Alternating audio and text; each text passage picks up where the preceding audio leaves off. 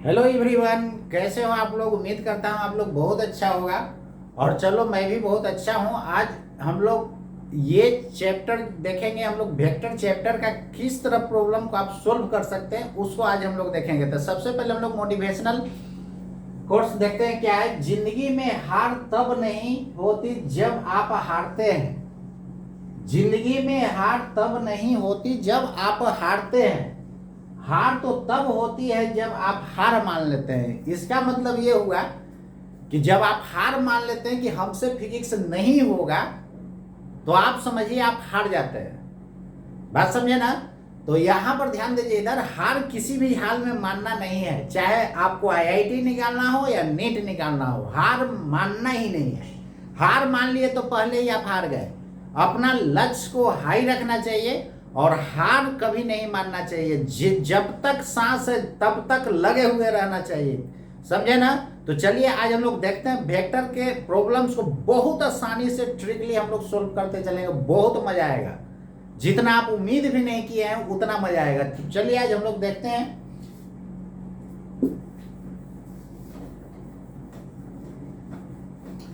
सबसे पहले देखिए, इस टाइप का प्रॉब्लम जो है हमेशा आते रहता है। स्पेशली जो है नीट में जो है क्वेश्चन जो है हर एक साल वेक्टर से आते रहता है। तो चलिए देखते हैं हम लोग।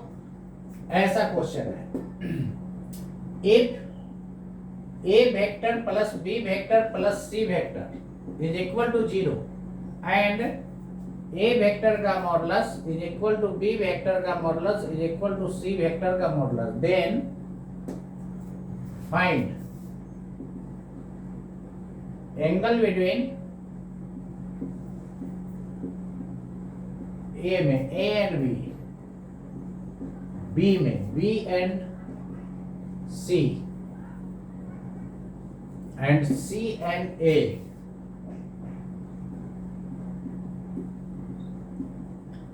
D में A cap and B cap, E में 2A cap and 10B cap, F में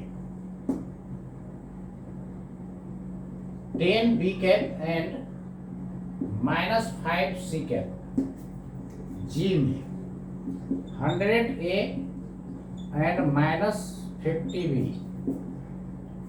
H में 50A एंड 10B, D में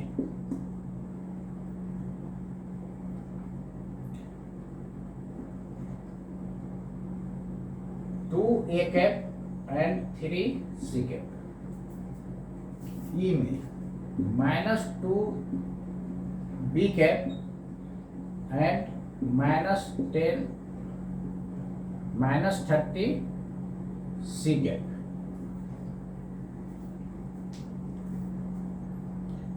तो चलिए इस टाइप का क्वेश्चन को आप कैसे सोल्व कर सकते हैं। देखिए इधर 1 बाय 1 आपको मैं दिखा रहा हूं कि A और B के बीच का एंगल क्या होगा, B और C के बीच का एंगल क्या होगा और C और A के बीच का एंगल क्या होगा एंड सो। तो सबसे पहले देखिए, इसको फर्स्ट को मैं सोल्व कर रहा हूं। ए एंड बी के बीच का एंगल फाइंड करना है। तो देखिए रिजल्टेंट क्या है, जिसके बीच का एंगल निकालना होगा उसको बराबर के एक साइड कीजिएगा। तो जब रिजल्टेंट का formula r is equal to a plus b होता है तो रिजल्टेंट का फॉर्मूला लिखते हैं under root a square plus B square plus 2ab cos theta. लिखते हैं या नहीं बोलिए, लिखते हैं। तो चलिए हम लोग इसको निकालते हैं। जिसके बीच का एंगल निकालना रहेगा उसको बराबर के एक साइड सबसे पहले भेज दीजिएगा। किधर भेज देना है, इक्वल के एक साइड भेजना है। यानी ए और बी के बीच का एंगल निकालना है तो ए और बी को बराबर के एक साइड पहले भेज दीजिए। भेज दिया मैंने, क्लियर है ना।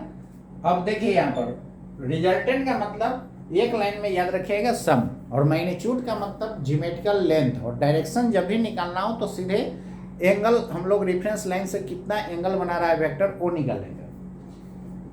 तो सबसे पहले यहाँ पर देखिए रिजल्टेंट का मतलब क्या है, सम है ना। तो ए प्लस बी है, तो जब भी सम होगा अगला स्टेप हम लोग क्या करते हैं, मॉड ले लेते हैं। मॉड लेने पर माइनस वाला प्लस हो जाता है। तो यहाँ पर देखिए ना प्लस है तो रिजल्टेंट का फॉर्मूला कौन सा लगेगा, प्लस वाला ना। रूट हटाने के लिए स्क्वायर दोनों तरफ मैंने कर दिया, माइनस का मोड तो प्लस हो गया, रूट हटाने के लिए मैंने स्क्वायर किया था, इसको क्या लिखोगे, A square plus B square plus 2ab cos theta. जब प्लस होता है तो प्लस 2ab cos थीटा लिखा था। क्लियर है ना। अब यहां पर ध्यान दीजिए, इधर क्वेश्चन में दे दिया है कि ए का मॉडुलस, बी का मॉडुलस और सी का मॉडुलस तीनों के तीनों क्या है, इक्वल है। तो यहाँ पर ए का मॉडुलस इज इक्वल टू दिया हुआ है बी का मॉडुलस इज इक्वल टू दिया हुआ है सी का मॉडुलस। जैसे मोड दिया जाता है तो एरो क्या हो जाता है, रिमूव हो जाता है। तो इसको आप ऐसे भी लिख सकते हैं ना, ए बराबर बी बराबर सी, मतलब तीनों आपस में क्या है, इक्वल है। जब इक्वल है तो चाहे तो सबको सी में कर दीजिए, नहीं तो सबको ए में कर दीजिए, नहीं तो सबको बी में कर दीजिए। तो क्या लिखिएगा, चलिए सबको सी में कर देना, तो सी स्क्वायर, ये भी सी स्क्वायर, बी बराबर सी है 2c स्क्वायर cos थीटा, सी स्क्वायर कैंसल आउट हो गया। तो यहां से फर्दर आप क्या लिख सकते हैं, सी स्क्वायर कॉमन हो जाएगा तो 1 + 2 cos theta is equal to क्या हो जाएगा, 0। This implies that 2 cos theta is equal to -1, क्योंकि सी स्क्वायर उधर 0 में चला जाएगा तो 0 हो जाएगा। तो cos theta is equal to कितना, -1। ये किसका वैल्यू होता है, 120 डिग्री का। क्लियर है ना। cos 120 का वैल्यू कितना होता है, -1/2 होता है। देखिए ना cos 120 कैसे निकलेगा, cos 120 को लिख सकते हैं 180 डिग्री माइनस 60 डिग्री। तो देखिए तो 180 माइनस 60 है, तो किस क्वाड्रेंट में लाइक कर रहा होगा, सेकंड क्वाड्रेंट में। सेकंड क्वाड्रेंट में cos नेगेटिव होता है, अगला स्टेप 0 बंद करते हैं और एक इवन रहता है तो सेम रह जाता है। इवन का मतलब सम सेम याद रखना है, cos 60 हाफ होता है। क्लियर है। तो ये रहा आपका आंसर। तो थीटा का वैल्यू कितना हो जाएगा, 120 डिग्री। तो फर्स्ट वाला के आंसर कितना हो जाएगा, 120 डिग्री हो जाएगा। सेकंड वाला को उसी तरह बनाएंगे, बी और सी को क्या करना है, बराबर के एक साइड करना है, और थर्ड वाला को सी और ए को बराबर के एक साइड रखना है। जिसके बीच का एंगल फाइंड करना होता है बच्चों, उसको बराबर के एक साइड हर हाल में कर देना है, और उसके बाद हम लोग रिजल्टेंट का फॉर्मूला लगा देंगे। अब बताइए, सबको एक क्वेश्चन बनाने में इतना लॉन्ग हो गया, तो ऐसा मैंने इतना क्वेश्चन दिया हूं, अब बताइए इतना को ऐसे सोल्व किया जाए तो क्या उम्मीद करते हैं, बहुत लॉन्ग हो जाएगा ना। तो चलिए इसका अल्टरनेटिव उपाय हम आपको बताते हैं। ऐसे जितना भी बुक्स और इंस्टीट्यूट के मटेरियल्स को देखिएगा तो सारा इसी तरह सोल्व करता है। क्लियर है ना। तो चलिए आज हम एक नया ट्रिक्स बताते हैं कि उसको इजीली आप कैसे बना सकते हैं। इतना क्वेश्चन को बस इतना एक क्वेश्चन में टाइम लग गया है ना, इससे आधा में टोटल बन जाएगा।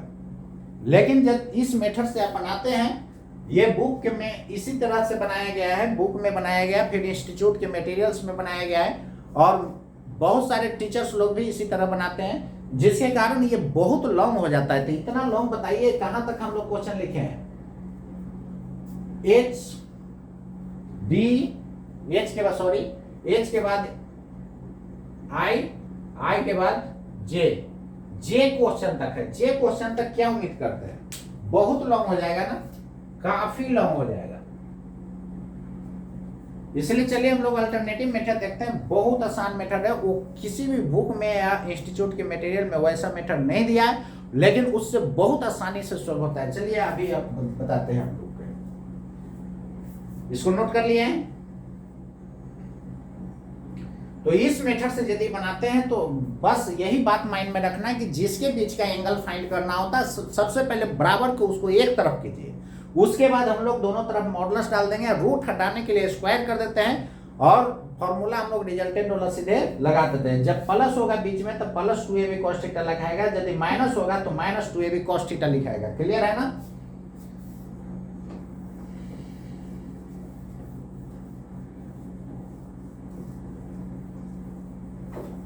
तो हार नहीं मानना है बच्चों, एकदम जब तक सांस है तब तक लगे हुए रहिए, एकदम जरूर होगा आपको। और थोड़ा मन से लगिए, कैसे नहीं होगा, आप ही लोग में से निकालता है और अच्छा रैंक भी लाता है। तो कोशिश करना है कि हार नहीं मानना है, मजा से खूब पढ़ना है और इंटरेस्ट ले करके पढ़ना है। जैसे कि 3 इडियट्स में दिखाया था, किताबी कीड़ा नहीं बनना है, एकदम मजा लेते हुए पढ़िए, खूब मजा आएगा फिजिक्स में। इतना मजा आता है फिजिक्स में कि दूसरा सब्जेक्ट पढ़ने में बोरिंग लगेगा, लेकिन ये बहुत मजा आता है। लेकिन आप स्कोरिंग पेपर को अच्छा रखिएगा, जैसे जूलॉजी बॉटनी है, इसको हर हाल में आप 2 टंच रखिएगा, कोशिश कीजिएगा 95% प्लस आना चाहिए। 100% आता है नो प्रॉब्लम, क्लियर है ना। लेकिन 95% से नीचे आएगा तो आप समझिए आप बहुत पीछे जा रहे हैं, आपका अच्छा रैंक नहीं आ पाएगा, क्लियर है ना। चलिए देखिए इधर, जैसे यहां पर a plus b plus c, resultant का मतलब क्या होता है, सम होता है। तो क्या करिएगा, 3 वेक्टर को जोड़ना है। तो जोड़ने के लिए कैसे जोड़ते हैं वेक्टर को, मैंने जब थ्योरी पढ़ाया था तो आपको बताया था कि वेक्टर को जोड़ने का तरीका होता है head tail head tail head tail करते जाइए। रिजल्टेंट लिया जाता है फर्स्ट के टेल से लास्ट के हेड तक लिया जाता है। तो ये ए वेक्टर है, ए वेक्टर के हेड पर दूसरा वेक्टर रखिए, और यहां पर ये बताता है कि तीनों का लेंथ क्या होगा। मैग्नीट्यूड बोला जाए तो तीनों का लेंथ क्या है, ज्योमेट्रिकली सेम है। इसके हेड पर दूसरा वेक्टर, इसके हेड पर तीसरा वेक्टर डालिए, ऐसा हो जाएगा। ये रहा बी और ये रहा सी। अब देखिए बच्चों, यहाँ पर फर्स्ट का टेल यहाँ पर है, लास्ट का हेड यहाँ पर है। तो रिजल्टेंट कहां से कहां लिया जाता है, फर्स्ट के टेल से लास्ट के हेड तक मिलाने वाला लाइन रिजल्टेंट देता है। तो फर्स्ट का टेल यहाँ पर है, लास्ट का हेड वहां पर कोइंसाइड कर गया, तो दोनों को मिलाने वाला लाइन की लंबाई बच्चों क्या होगा, 0 हो जाएगा। इसलिए बोला जाता है कि रिजल्टेंट क्या हो जाएगा, 0 हो जाएगा। जब रिजल्टेंट 0 हो जाएगा, रिजल्टेंट का मतलब क्या बताया गया था, सम बताया गया था। तीनों का सम क्या होना चाहिए, 0 होना चाहिए ना। क्यों, क्योंकि रिजल्टेंट का मतलब होता है सम, तीनों का सम 0 होना चाहिए। क्वेश्चन के अनुसार वैलिड होना है कि नहीं। और जितना लेंथ ये इसका है उतना ही लेंथ इसका है, उतना ही लेंथ इसका है। तीनों का लंबाई क्या है, सेम है अकॉर्डिंग टू क्वेश्चन। मॉड देने पर एरो क्या हो जाता है, रिमूव हो जाता है। तो ए बराबर बी बराबर सी, क्लियर है। अब यहाँ पर तीनों जब सेम हो जाएगा तो यहाँ पर ये एंगल कितना हो जाएगा बताइए, 60 डिग्री, क्योंकि इक्विलैटरल ट्रायंगल बन जाएगा। दो वेक्टर के बीच का एंगल आपको मैंने बताया था कि जब भी लिया जाता है तो टेल टेल या हेड हेड लिया जाता है। हेड टेल कभी वेक्टर नहीं लिया जाता है, इसको ध्यान रखिएगा। हेड टेल जिंदगी में कभी भी वेक्टर के बीच का एंगल नहीं लिया जाता है। जब भी लेते हैं तो आइदर टेल टेल और हेड हेड। लेकिन जब हेड टेल एंगल होता है तो आपको मैंने बताया था कि 180 में से उसको घटा दीजिएगा हेड टेल एंगल को, तो वेक्टर के बीच का एंगल देता है। तो यहां पर देखिए ए और बी के हेड टेल, ए का हेड है, बी का टेल है, हेड टेल एंगल 60 डिग्री है। तो वेक्टर के बीच का एंगल निकालने के लिए 180 में से क्या कर देंगे, हेड टेल एंगल को घटा देना है। तो कितना आ जाएगा, 180 डिग्री माइनस 60 डिग्री, 120 डिग्री आ गया कि नहीं बोलिए। तो उतना लॉन्ग जो बना है यहाँ पर डायरेक्ट फिगर बनते हैं, आंसर आ गया कि नहीं। इसको कैसे हम लोग करते हैं, देखिए ना, ए को वेक्टर को आप पैरेलल वेक्टर को तो कहीं भी शिफ्ट कर सकते हैं। अब देखिए ए वेक्टर का ये टेल और बी का भी हेड, टेल टेल एंगल 120 बन रहा है कि नहीं।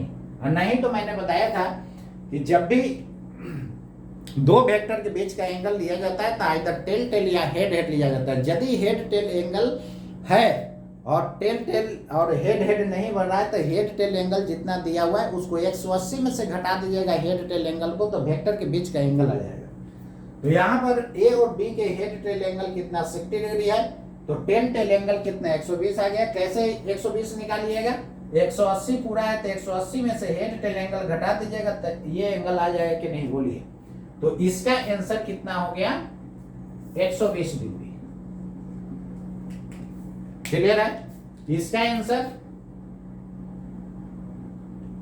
इसका भी 120 आ जाएगा। क्यों आएगा, क्योंकि देखिए बी और सी का, बी का हेड और सी का टेल मैच कर रहा है। बी और सी के बीच का एंगल 60 डिग्री है, हेड टेल एंगल है। तो वेक्टर के बीच का एंगल 180 डिग्री में से हेड टेल एंगल को क्या कर देना है, घटा देना है। 180 degree minus head tail angle, ये फॉर्मूला आपको मैंने बताया था। तो head tail angle is equal to कितना हो जाएगा, 60 डिग्री, सॉरी 120 डिग्री। 180 डिग्री में से हेड टेल एंगल को घटा देना, वही एंगल बिटवीन वेक्टर से दे देगा। अब चलिए सी और ए के बीच का एंगल देखिए, ये भी हेड टेल एंगल बन रहा है। तो इसमें भी 180 डिग्री में से हेड टेल एंगल को घटाना होगा तो आ जाएगा कितना, 120 डिग्री। अब चलिए ए कैप और बी कैप के बीच का एंगल, तो जिधर ए वेक्टर का डायरेक्शन होता है वो उधर ही ए कैप का डायरेक्शन होगा, जिधर बी वेक्टर का डायरेक्शन होगा उधर बी कैप का डायरेक्शन। क्यों, क्योंकि यूनिट वेक्टर डिफाइन होता है वेक्टर में उसके मैग्नीट्यूड से क्या कर दिया जाता है, डिवाइड।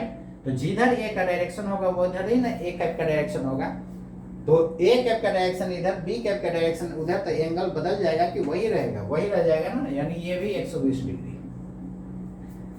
चलिए ए कैप क्या है, यूनिट वेक्टर है। यूनिट वेक्टर का मैग्नीट्यूड क्या होता है, 1 होता है, तो 1 में 2 से गुना कर देंगे तो उसका लंबाई 2 गुना हो गया। और बी में 10 से गुना कर दिए तो इसका लंबाई कितना हो गया, 10 टाइम्स हो गया। तो एंगल बदल जाएगा कि वही रहेगा ना, एंगल वही रहेगा 120 डिग्री। क्लियर है?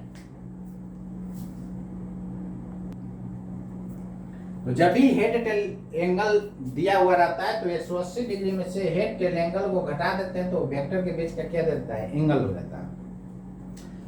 अब चलिए यहां पर देखिए, ये जो है 10 बी कैप है, यानी बी कैप का लंबाई 1 है, तो 10 से गुना होगा तो 10 गुना, यहां पर माइनस लगा हुआ है तो डायरेक्शन क्या हो जाएगा, पलट जाएगा। तो सी का डायरेक्शन इधर है तो सी कैप का डायरेक्शन इधर ही होगा, तो माइनस लगा देंगे तो डायरेक्शन किधर हो जाएगा, इधर हो जाएगा कि नहीं, बोलिए। तो आप याद रखिएगा, बताया गया था कि जब भी सेम साइन एंगल होगा तो सेम साइन होगा तो सेम एंगल, अपोजिट साइन होगा तो 180 में से सेम साइन वाला एंगल को घटा दीजिएगा। यहां पर देखिए बी कैप और सी कैप ये दोनों का साइन क्या है, अपोजिट है ना, तो सेम साइन वाला एंगल कौन था, बी और सी के बीच 120 था।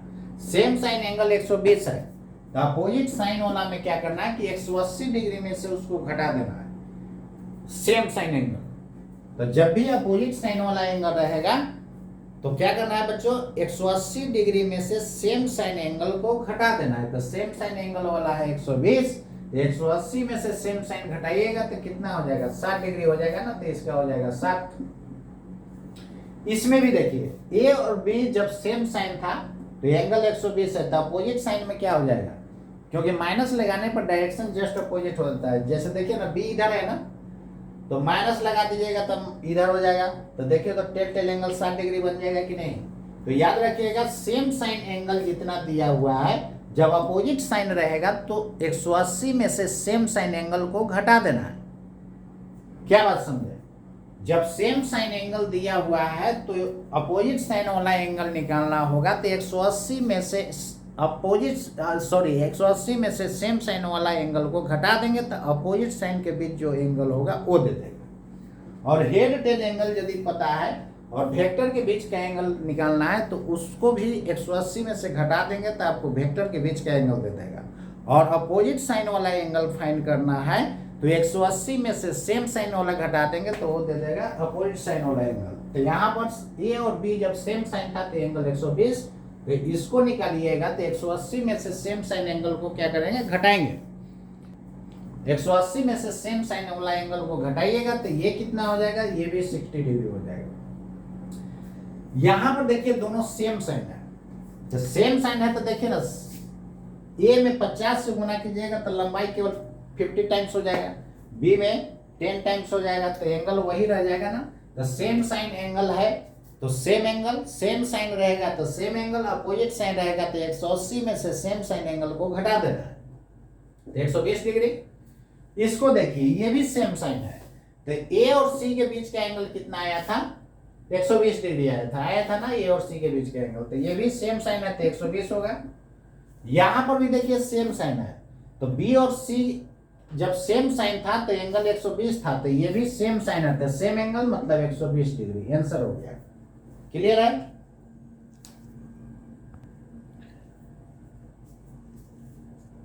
अब बताइए, फर्स्ट मेथड वाला से ये कितना शॉर्ट है, इतना ही में सब क्वेश्चन बन गया, लेकिन फर्स्ट वाले मेथड से हम बनाते हैं वही सब जगह फॉलो किया जाता है। बुक में देखिए, क्वेश्चन बैंक में देखिए, एवरीवेयर वही आपको मिलेगा।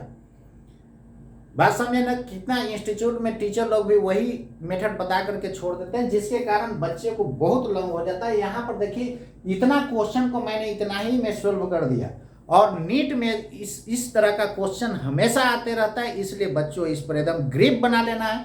और आईआईटी में रेयर केस में आता है, लेकिन नीट वालों को हमेशा आते रहता है, इसलिए हर हाल में वो रेडी कर लीजिएगा। और इस तरह के क्वेश्चन पर प्रैक्टिस कीजिएगा, मेरा क्वेश्चन पर हमेशा प्रैक्टिस कीजिएगा, क्योंकि इस टाइप का क्वेश्चन जो है किसी बुक में इतना तरह से क्वेश्चन नहीं दिया हुआ रहता है, एक दो तरह के दे देता है, बाकी छोड़ छाड़ देता है। ये कितना डिटेल से आपको मैंने बताया, इसको एकदम ऑनेस्टली आप कीजिए, हार मत मानिए। कैसे नहीं होगा नीट और आईआईटी, बस मेरे साथ आप जुड़े हुए रहिए, कैसे नहीं होगा।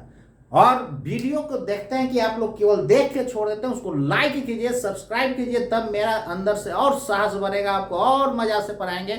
और इसको कीजिए।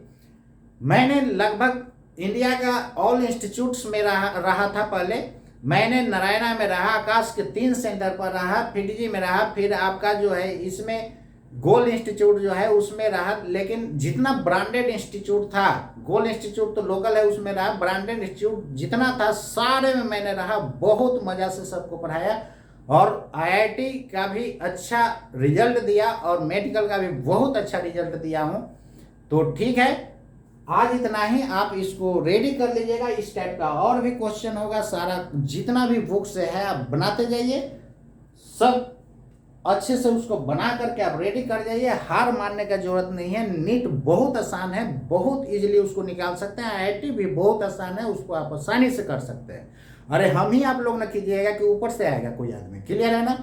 तो चलिए ठीक है, हार नहीं मानना है किसी भी हाल में, मजे से पढ़िए। देखिए कितना शॉर्ट ट्रिक्स आपको बताया गया है, इसको आप रेडी कीजिएगा।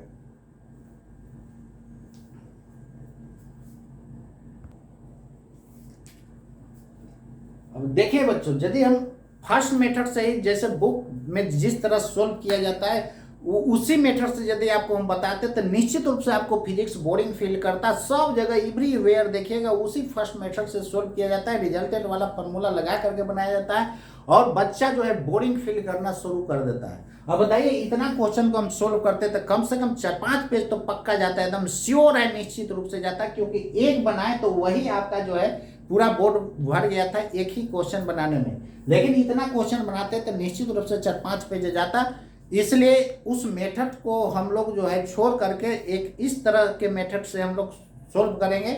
लॉन्ग मेथड होने के कारण ही बच्चा बोर हो जाता है, उसको पढ़ने में मन नहीं लगता। इतना इंटरेस्टिंग फिजिक्स है, उसको टीचर को चाहिए अच्छे से उसको डील करने के लिए। इसलिए टीचर और बुक में काफ़ी फर्क होता है। बुक में केवल छापा हुआ रहता है, वही यदि हम छपवा दें आपको दिक्कत होना शुरू हो जाएगा। बुक में कहीं भी इस तरह मेथड से सोल्व नहीं किया गया। यदि सोल्व हुआ होगा तो आप कमेंट में जरूर हमको दीजिएगा, ये मैं वादा करता हूँ। कि फिजिक्स को जो है यदि इस तरह हम सोल्व किए, कहीं भी बुक में ऐसा मिले तो हमको एक बार बताइए जरूर। बुक या इंस्टीट्यूट का मटेरियल में कहीं भी मिले तो मुझे जरूर एक बार बताना होगा। और इस टाइप का देखिए बहुत आसानी से क्वेश्चन को सोल्व कर सकते हैं। अब उम्मीद करते हैं इस टाइप का जितना क्वेश्चन आपके पास होगा सबको इसी तरह सोल्व कीजिए, एकदम पक्का सोल्व हो जाएगा। ठीक है।